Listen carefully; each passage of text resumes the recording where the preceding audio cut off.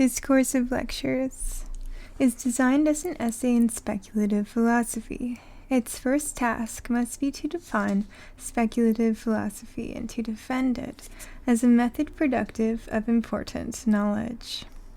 Speculative philosophy is the endeavour to frame a coherent, logical, necessary system of general ideas, in terms of which every element of our experience can be interpreted.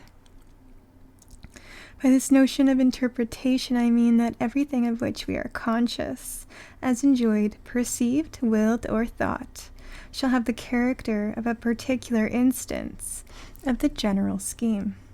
Thus the philosophical scheme should be coherent, logical, and in respect to its interpretation applicable and adequate.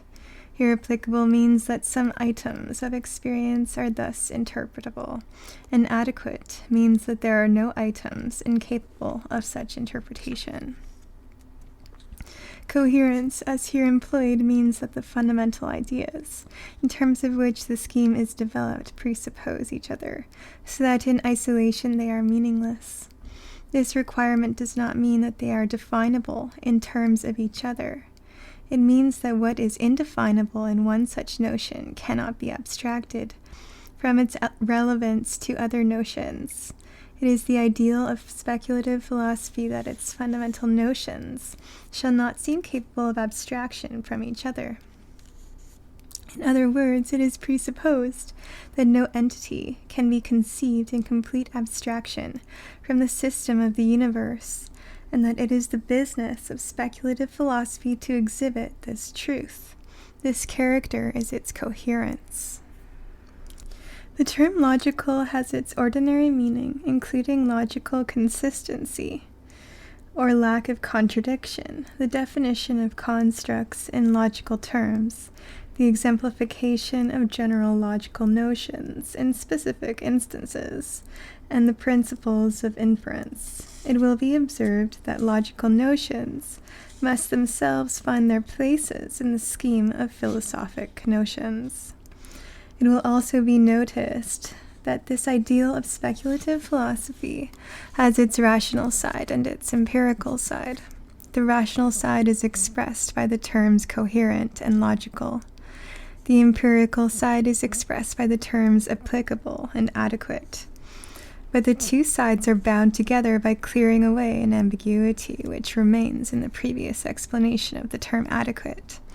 The adequacy of the scheme over every item does not mean adequacy over such items as happen to have been considered.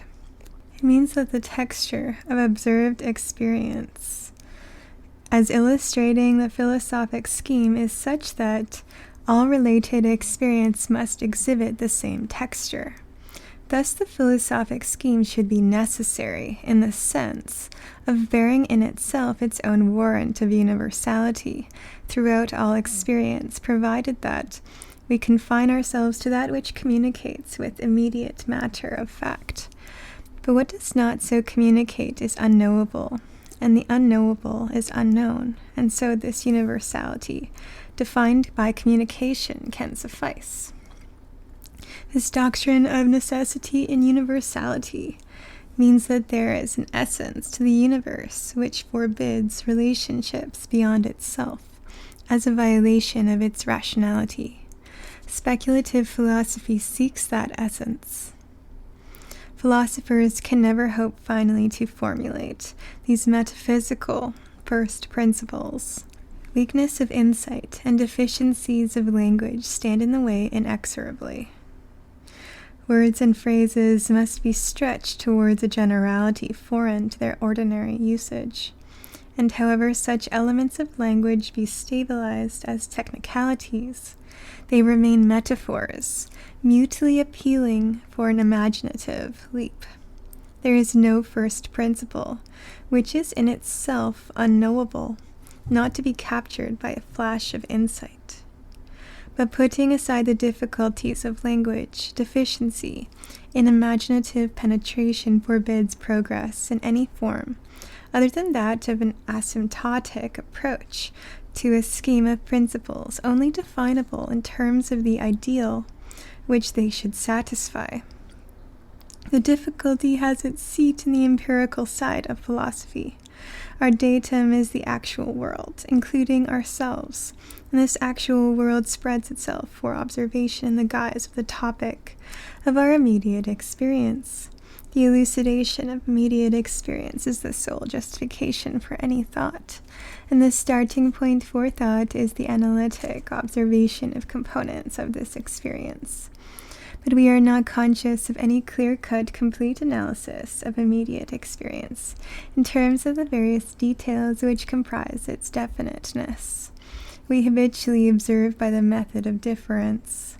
Sometimes we see an elephant, and sometimes we do not. The result is that an elephant, when present, is noticed. Facility of observation depends on the fact that the object observed is important when present, and sometimes is absent. The metaphysical first principles can never fail of exemplification. We can never catch the actual world taking a holiday from their sway.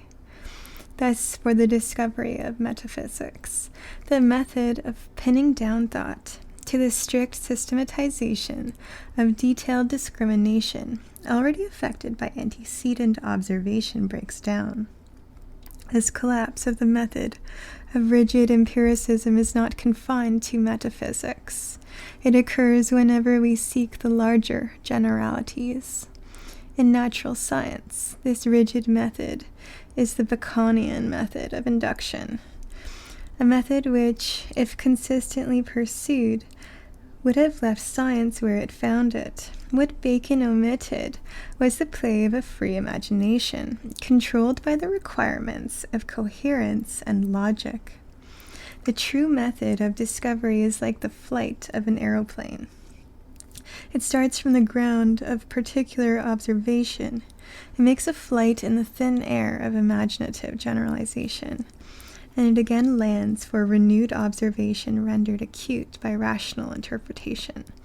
The reason for the success of this method of imaginative rationalization is that when the method of difference fails, factors which are constantly present may yet be observed under the influence of imaginative thought. Such thought supplies the differences which the direct observation lacks. It can even play with inconsistency, and can thus throw light on the consistent and persistent elements in experience, by comparison with what in imagination is inconsistent with them. The negative judgment is the peak of mentality, but the conditions for the success of imaginative construction must be rigidly adhered to.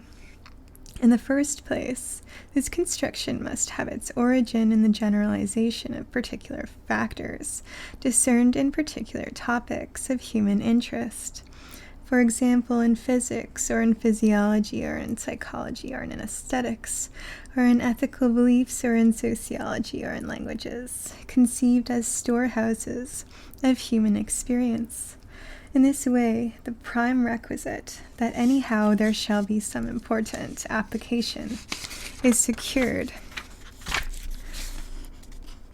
The success of the imaginative experiment is always to be tested by the applicability of its results beyond the restricted locus from which it originated.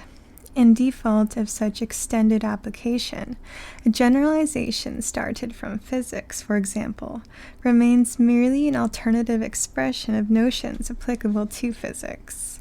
The partially successful philosophic generalization will, if derived from physics, find applications in fields of experience beyond physics. It will enlighten observation in those remote fields that general principles can be discerned, as in the process of illustration, which in the absence of the imaginative generalization are obscured by their persistent exemplification. Thus the first requisite is to proceed by the method of generalization, so that certainly there is some application, and the test of some success is application beyond the immediate origin. In other words, some synoptic vision has been gained. In this description of philosophic method, the term philosophic generalization has meant the utilization of specific notions applying to a restricted group of facts for the divination of the generic notions, which apply to all facts. In its use of this method, natural science has shown a curious mixture of rationalism and irrationalism. Its prevalent tone of thought has been ardently rationalistic within its own borders and dogmatically irrational beyond those borders. In practice, such an attitude tends to become a dogmatic denial that there are any factors in the world not fully expressible in terms of its own primary notions, devoid of further generalization. Such a denial is the self-denial of thought. The second condition for the success of imaginative construction is unflinching pursuit of the two rationalistic ideals, coherence and logical perfection. Logical perfection does not here require any detailed explanation. An example of its importance is afforded by the rule of mathematics in the restricted field of natural science. The history of mathematics exhibits the generalization of special notions, observed in particular instances. In any branches of mathematics, the notions presuppose each other.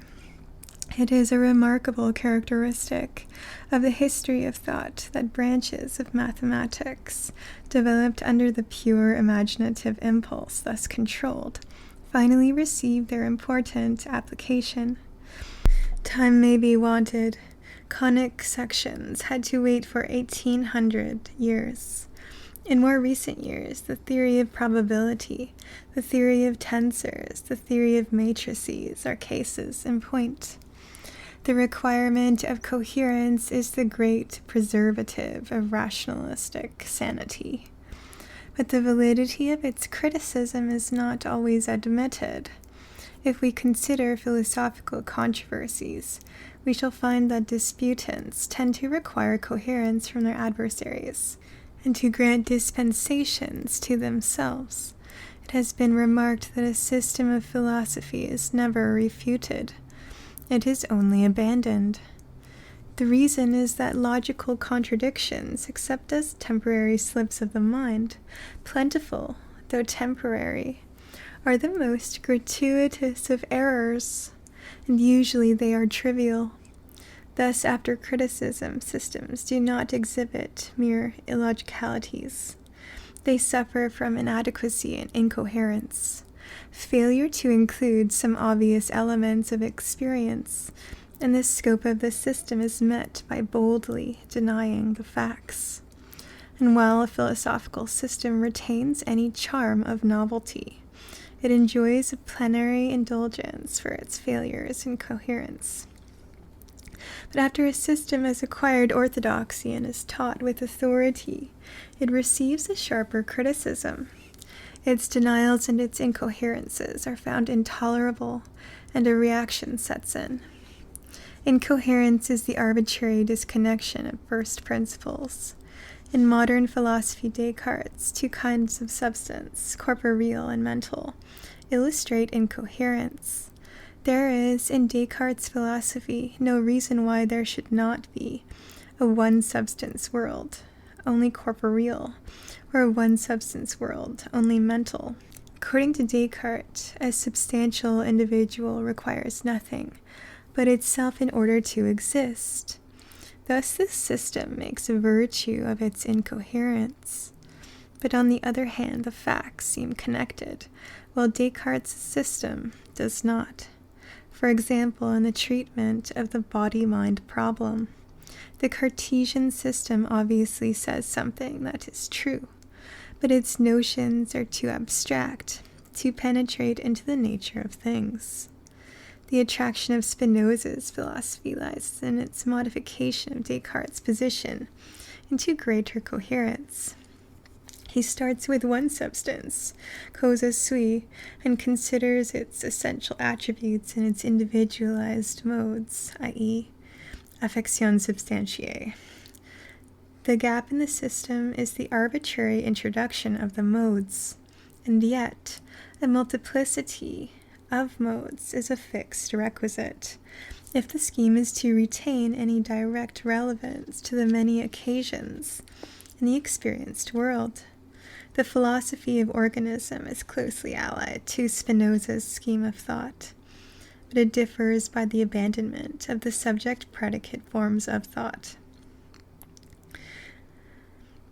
So far as concerns the presupposition that this form is a direct embodiment of the most ultimate characterization of fact. The result is that the substance-quality concept is avoided, and that morphological description is replaced by description of dynamic process. Although Spinoza's modes now become the sheer actualities, so that, though analysis of them increases our understanding, it does not lead us to the discovery of any higher grade of reality. The coherence which the system seeks to preserve is the discovery that the process or concrescence of any one actual entity involves the other actual entities among its components. In this way, the obvious solidarity of the world receives its explanation.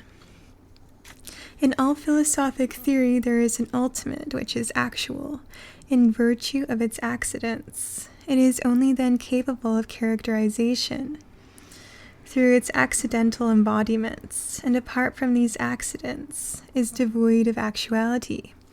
In the philosophy of organism, this ultimate is termed creativity, and God is its primordial, non-temporal accident. In monistic philosophies, Spinoza's, or absolute idealism, this ultimate is God, who is also equivalently termed the absolute.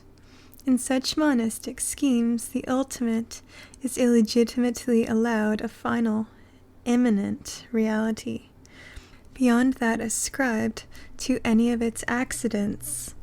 In this general position, the philosophy of organism seems to approximate more to some strains of Indian or Chinese thought than to Western Asiatic or European thought. One side makes process ultimate, the other side makes fact ultimate. In its turn, every philosophy will suffer a deposition, but the bundle of philosophic systems expresses a variety of general truths about the universe, awaiting coordination and assignment of their various spheres of validity. Such progress in coordination is provided by the advance of philosophy, and in this sense philosophy has advanced from Plato onwards. According to this account of the achievement of rationalism, the chief error in philosophy is overstatement. The aim at generalization is sound, but the estimate of success is exaggerated. There are two main forms of such overstatement. One form is what I have termed elsewhere the fallacy of misplaced concreteness.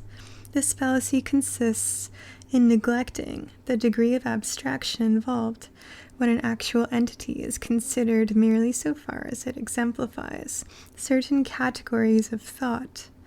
There are aspects of actualities which are simply ignored so long as we restrict thought to these categories. Thus, the success of a philosophy is to be measured by its comparative avoidance of this fallacy, when thought is restricted within its categories. The other form of overstatement consists in a false estimate of logical procedure in respect to certainty and in respect to premises. Philosophy has been haunted by the unfortunate notion that its method is dogmatically to indicate premises which are severally clear, distinct, and certain, and to erect upon those premises a deductive system of thought. But the accurate expression of the final generalities is the goal of discussion and not its origin. Philosophy has been misled by the example of mathematics, and even in mathematics, the statement of the ultimate logical principles is beset with difficulties. as yet insuperable. The verification of a rationalistic scheme is to be sought in its general success, and not in the peculiar certainty or initial clarity of its first principles. In this connection, the misuse of the ex absurdo argument has to be noted. Much philosophical reasoning is vitiated by it. The only logical conclusion to be drawn when a contradiction issues from a train of reasoning is that at least one of the premises involved in the inference is false. It is rashly assumed without further question that the peccant premise can at once be located. In mathematics, this assumption is often justified, and philosophers have been thereby misled.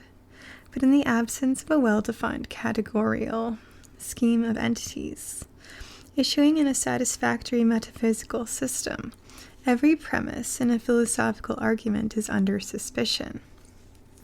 Philosophy will not regain its proper status until the gradual elaboration of categorical schemes, definitely stated at each stage of progress, is recognized as its proper objective. There may be rival schemes, inconsistent among themselves, each with its own merits and its own failures. It will then be the purpose of research to conciliate the differences. Metaphysical categories are not dogmatic statements of the obvious, they are tentative formulations of the ultimate generalities. If we consider any scheme of philosophic categories as one complex assertion, and apply it to the logician's alternative, true or false, the answer must be that the scheme is false. The same answer must be given to a like question respecting the existing formulated principles of any science. The scheme is true with unformulated qualifications, exceptions, limitations, and new interpretations in terms of more general notions. We do not yet know how to recast the scheme into a logical truth, but the scheme is a matrix from which true propositions applicable to particular circumstances can be derived. We can at present only trust our trained instincts as to the discrimination of the circumstances, in respect to which the scheme is valid. The use of such a matrix is to argue from it boldly and with rigid logic. The scheme should therefore be stated with the utmost precision and definiteness to allow of such argumentation. The conclusion of the argument should then be confronted with circumstances to which it should apply. The primary advantage thus gained is that experience is not interrogated with the benumbing repression of common sense. The observation acquires an enhanced penetration by reason of the expectation evoked by the conclusion of the argument. The outcome of this procedure takes one of three forms. 1. The conclusion may agree with observed facts. 2. The conclusion may exhibit general agreement with disagreement in detail. 3. The conclusion may be in complete disagreement with the facts. In the first case, the facts are known with more adequacy, and applicability of the system to the world has been elucidated. In the second case, criticisms of the observation of the facts and of the details of the scheme are both required. The history of thought shows that false interpretations of observed facts enter into the records of their observation. Thus both theory and received notions as to fact are in doubt. In the third case, a fundamental reorganization of theory is required, either by way of limiting it to some special province or by way of entire abandonment of its main categories of thought. After the initial basis of a rational life with a civilized language has been laid, all productive thought has proceeded either by the poetic insight of artists or by the imaginative elaboration of schemes of thought capable of utilization as logical premises. In some measure or other, progress is always a transcendence of what is obvious. Rationalism never shakes off its status as an experimental adventure. The combined influences of mathematics and religion, which have so greatly contributed to the rise of philosophy, have also had the unfortunate effect of yoking it with static dogmatism. Rationalism is an adventure in the clarification of thought, progressive and never final, but it is an adventure in which even partial success has importance. The field of a special science is confined to one genus of facts, in the sense that no statements are made respecting facts which lie outside that genus. The very circumstance that a science has naturally arisen concerning a set of facts secures that facts of that type have definite relations among themselves, which are very obvious to all mankind.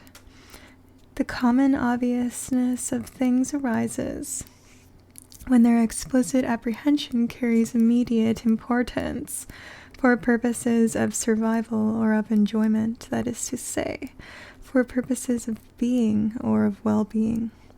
Elements in human experience singled out in this way are those elements concerning which language is copious, and within its limits precise.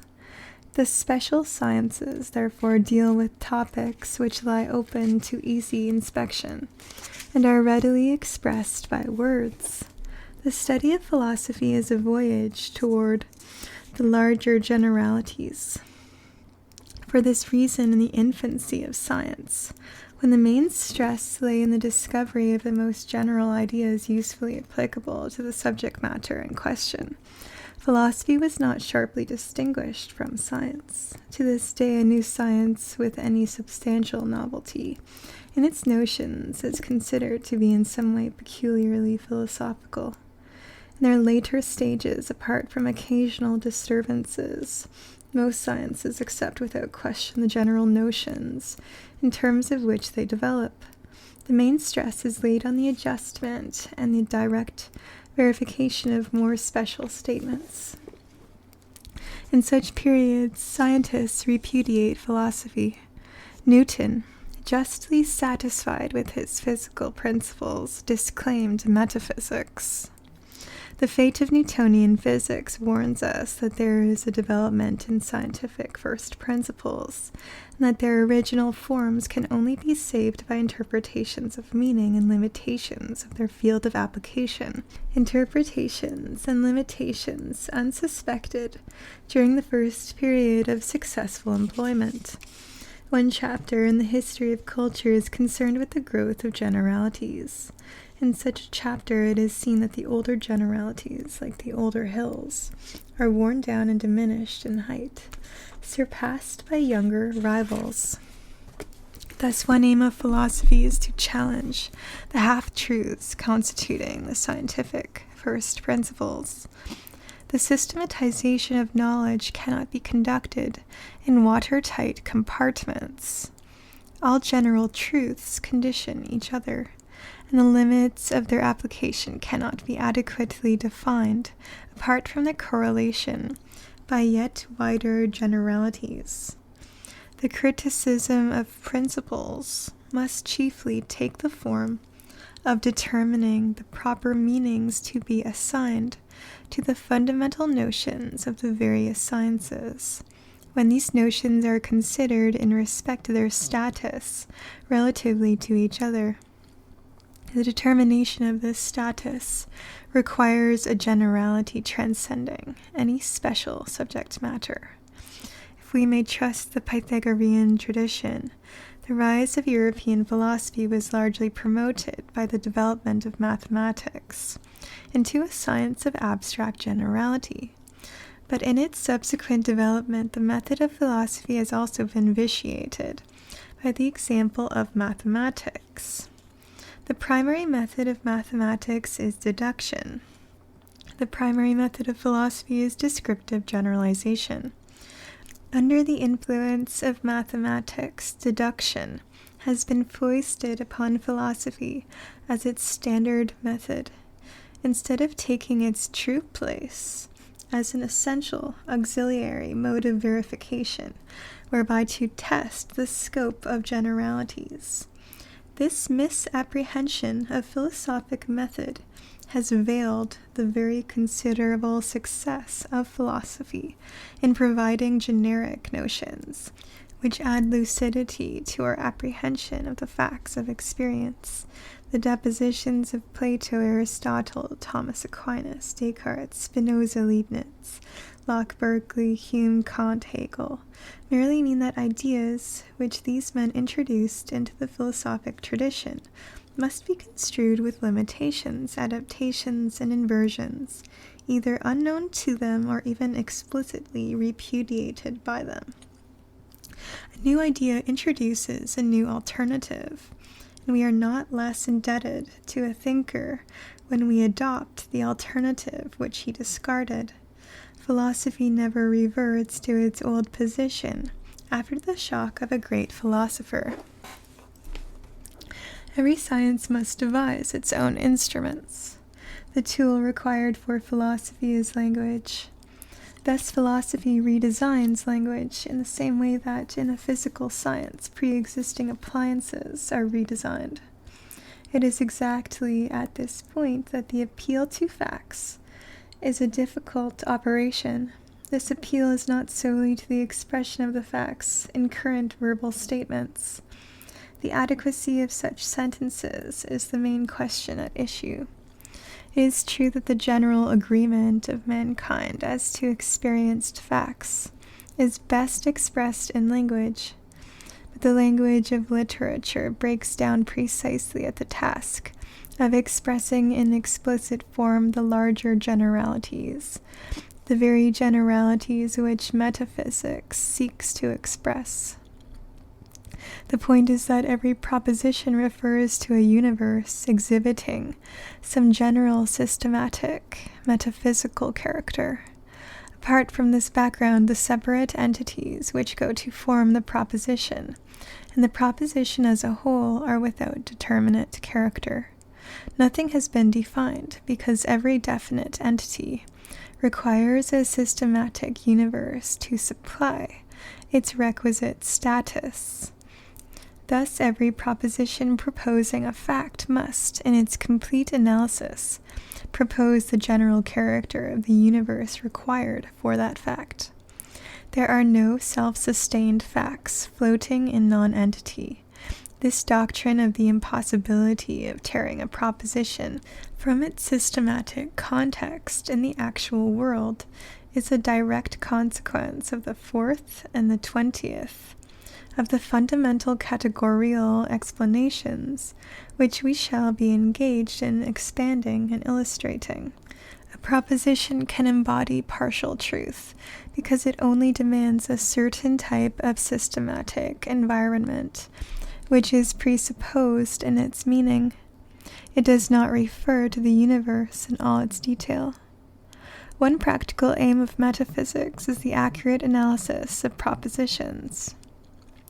Not merely of metaphysical propositions, but of quite ordinary propositions, such as there is beef for dinner today, or Socrates is immortal, the one genus of facts which constitutes the field of some special science, requires some common metaphysical presupposition respecting the universe. It is merely credulous to accept verbal phrases as adequate statements of propositions. The distinction between verbal phrases and complete propositions is one of the reasons why the logician's rigid alternative, true or false, is so largely irrelevant for the pursuit of knowledge. The excessive trust in linguistic phrases has been the well-known reason vitiating so much of the philosophy and physics among the Greeks and among the medieval thinkers who continued the Greek traditions.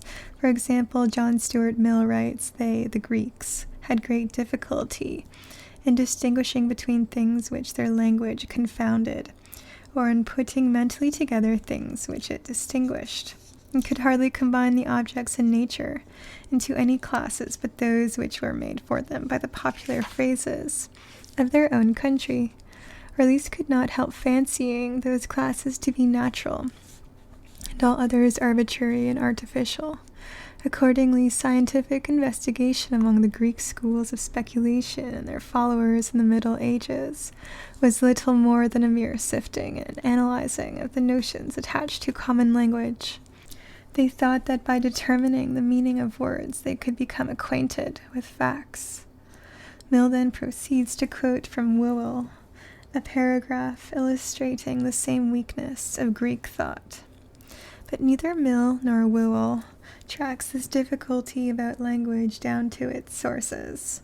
They both presuppose that language does enunciate well-defined propositions. This is quite untrue. Language is thoroughly indeterminate, by reason of the fact that every occurrence presupposes some systematic type of environment. For example, the word Socrates, referring to the philosopher, in one sentence may stand for an entity presupposing a more closely defined background than the word Socrates, with the same reference in another sentence. The word mortal affords an analogous possibility. A precise language must await a completed metaphysical knowledge. The technical language of philosophy represents attempts of various schools of thought to obtain explicit expression of general ideas presupposed by the facts of experience. It follows that any novelty in metaphysical doctrines exhibits some measure of disagreement with statements of the facts to be found in current philosophical literature. The extent of disagreement measures the extent of metaphysical divergence. It is therefore no valid criticism of one metaphysical school to point out that its doctrines do not follow from the verbal expression of the facts accepted by another school. The whole contention is that the doctrines in question supply a closer approach to fully expressed propositions. The truth itself is nothing other than how the composite natures of the organic actualities of the world obtain adequate representation in the divine nature. Such representations compose the consequent nature of God, which evolves in its relationship to the evolving world without derogation to the eternal completion of its primordial conceptual nature. In this way, the ontological principle is maintained. Since there can be no determinate truth correlating impartially the partial experiences of many actual entities apart from one actual entity to which it can be referred, the reaction of the temporal world on the nature of God is considered subsequently in Part 5. It is there termed the consequent nature of God. Whatever is found in practice must lie within the scope of the metaphysical description. When the description fails to include the practice, the metaphysics is inadequate and requires revision. There can be no appeal to practice to supplement metaphysics so long as we remain contented with our metaphysical doctrines. Metaphysics is nothing but the description of the generalities, which apply to all the details of practice. No metaphysical system can hope entirely to satisfy these pragmatic tests. At the best, such a system will remain only an approximation to the general truths which are sought. In particular, there are no precisely stated axiomatic certainties from which to start. There is not even the language in which to frame them. The only possible procedure is to start from verbal expressions which, when taken by themselves with the current meaning of their words, are ill-defined and ambiguous. These are not premises to be immediately reasoned from apart from elucidation by further discussion. They are endeavors to state general principles which will be exemplified in the subsequent description of the facts of experience. This subsequent elaboration should elucidate the meanings to be assigned to the words and phrases employed. Such meanings are incapable of accurate apprehension, apart from a correspondingly accurate apprehension of the metaphysical background which the universe provides for them. but no language can be anything but elliptical, requiring a leap of the imagination to understand its meaning and its relevance to immediate experience. The position of metaphysics in the development of culture cannot be understood without remembering that no verbal statement is the adequate expression of a proposition. An old established metaphysical system gains a false air of adequate precision from the fact that its words and phrases have passed into current literature.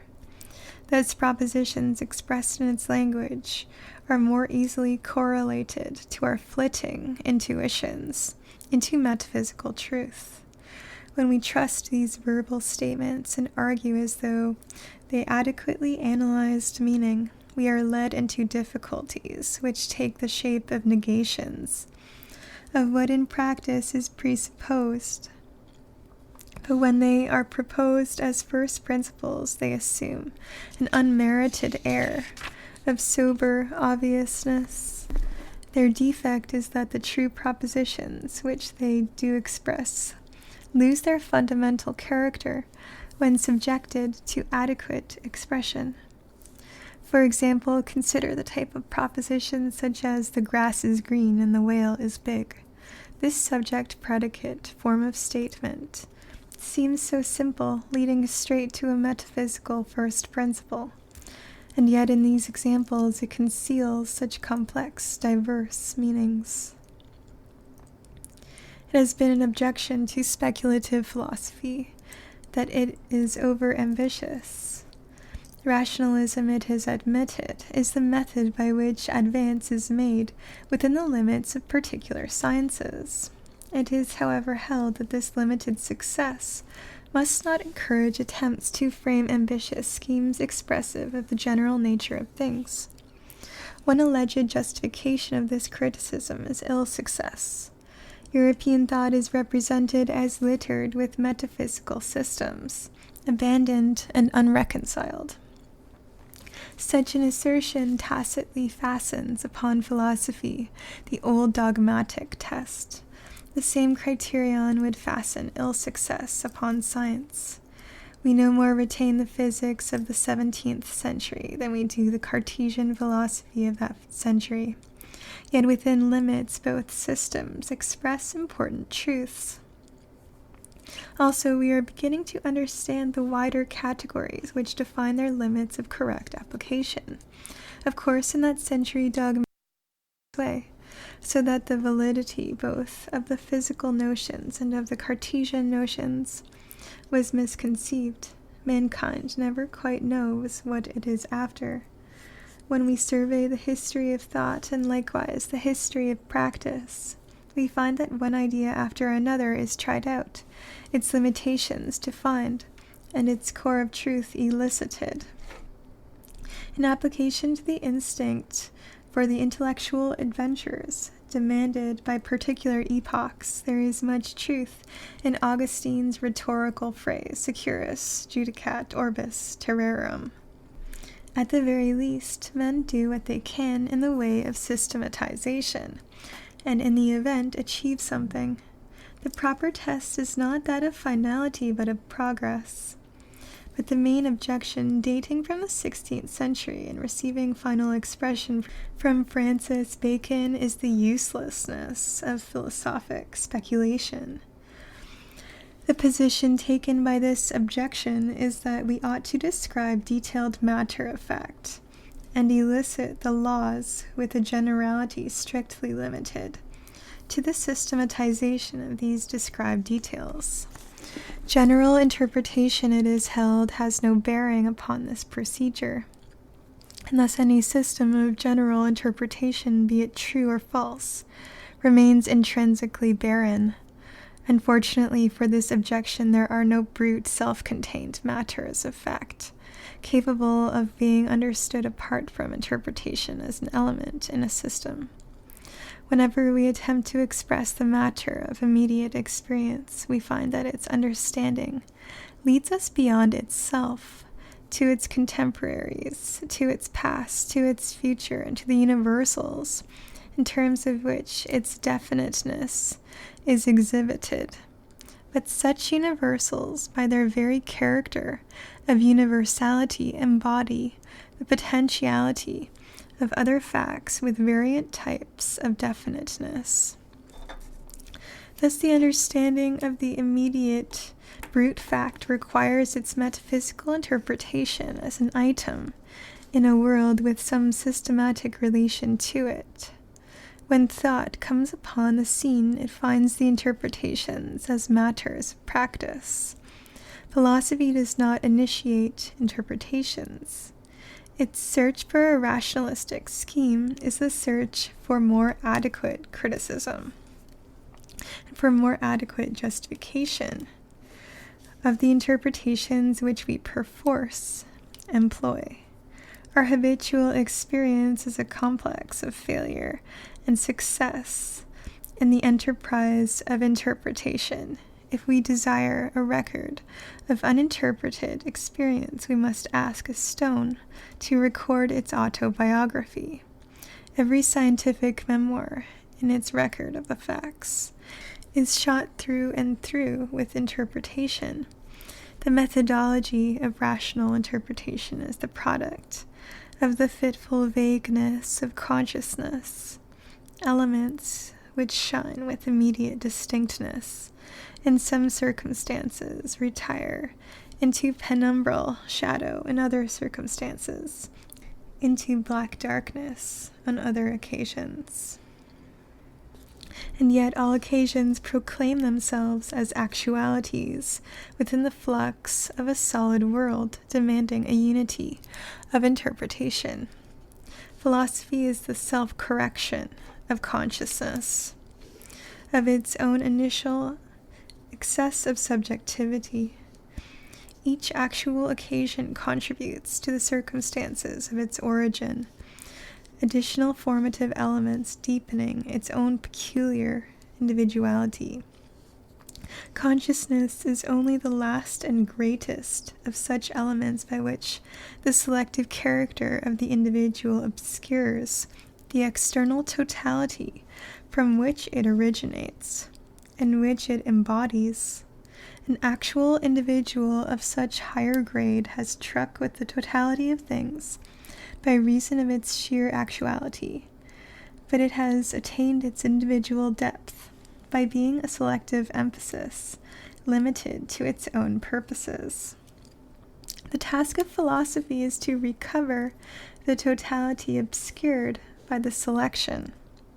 It replaces in rational experience what has been submerged in the higher sensitive experience, and has been sunk yet deeper by the initial operations of consciousness itself. The selectiveness of individual experience is moral, so far as it conforms to the balance of importance disclosed in the rational vision. And conversely, the conversion of the intellectual insight into an emotional force corrects the sensitive experience in the direction of morality. The correction is in proportion to the rationality of the insight. Morality of outlook is inseparably conjoined with generality of outlook. The antithesis between the general good and the individual interest can be abolished only when the individual is such that its interest is the general good, thus exemplifying the loss of the minor intensities in order to find them again with finer composition in a wider sweep of interest. Philosophy frees itself from the taint of ineffectiveness by its close relations with religion and with science, natural and sociological. It attains its chief importance by fusing the two, namely religion and science, into one rational scheme of thought. Religion should connect the rational generality of philosophy with the emotions and purposes springing out of existence in a particular society, in a particular epoch, and conditioned by particular antecedents. Religion is the translation of general ideas into particular thoughts.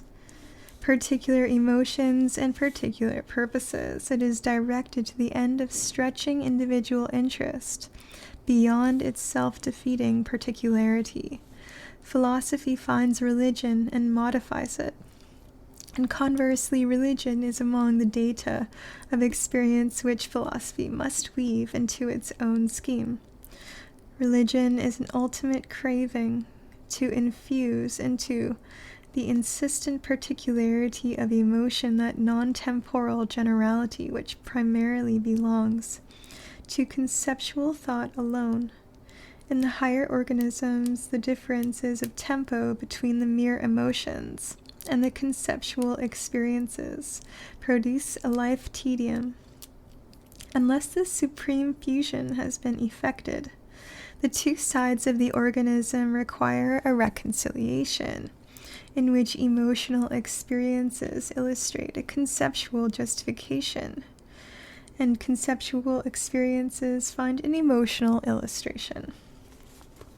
This demand for an intellectual justification of brute experience has also been the motive power in the advance of European science. In this sense, scientific interest is only a variant form of religious interest. Any survey of the scientific devotion to truth as an ideal will confirm this statement. There is, however, a grave divergence between science and religion in respect to the phases of individual experience with which they are concerned. Religion is centered upon the harmony of rational thought with the sensitive reaction to the percepta from which experience originates. Science is concerned with the harmony of rational thought with the percepta themselves. When science deals with emotions, the emotions in question are percepta, not immediate passions. Other people's emotion and not our own, at least our own in recollection and not in immediacy. Religion deals with the formation of the experiencing subject, whereas science deals with the objects, which are the data forming the primary phase in this experience. The subject originates from and amid given conditions. Science conciliates thought with this primary matter of fact, and religion conciliates the thought involved in the process with the sensitive reaction involved in that same process. The process is nothing else than the experiencing subject itself. In this explanation, it is presumed that an experiencing subject is one occasion of sensitive reaction to an actual world.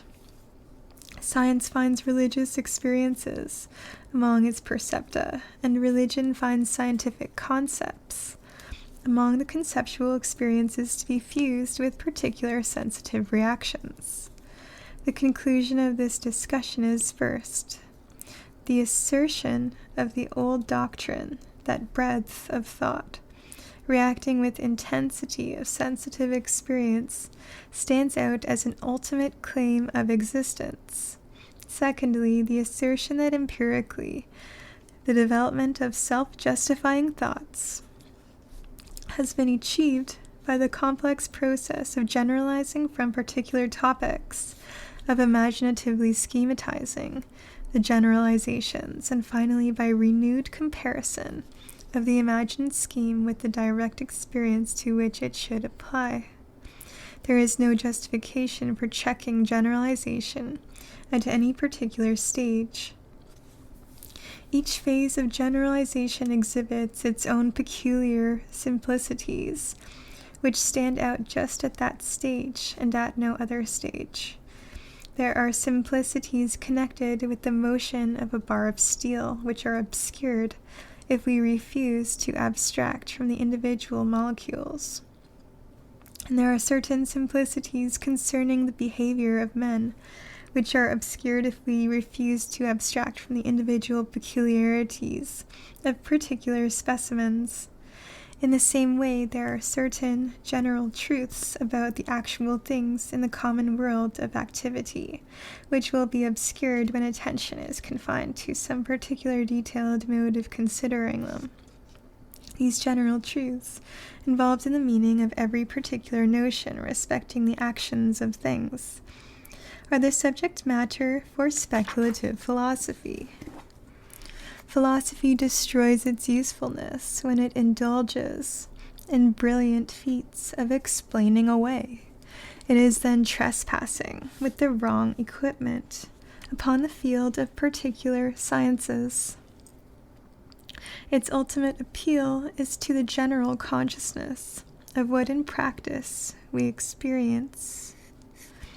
Whatever thread of presupposition characterizes social expression throughout the various epochs of rational society must find its place in philosophic theory.